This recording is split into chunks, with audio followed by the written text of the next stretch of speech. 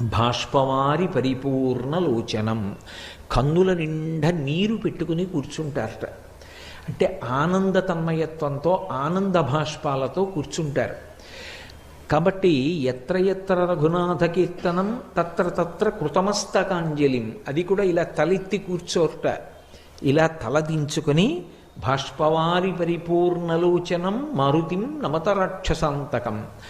రాక్షసాంతకుడైనటువంటి ఆ స్వామి హనుమ వాయుపుత్రుడు కన్నుల నిండా నీరు పెట్టుకొని ఆ ఆనంద భాష్పాలతో రామచంద్రమూర్తి యొక్క కథ వింటారట. ఇది సంప్రదాయమునందు రూఢమైనటువంటి విశేషం. అంటే ఇందులో ఇక ఏ విధమైనటువంటి అపనమ్మకానికి తావు లేదు. అందుకే రామచంద్రమూర్తి యొక్క గుణగానం ఎక్కడుంటుందో అక్కడే స్వామి హనుమ ఉంటారు. అందుకే రామాయణం చెప్పిన, రామచంద్రమూర్తి గురించి చెప్పిన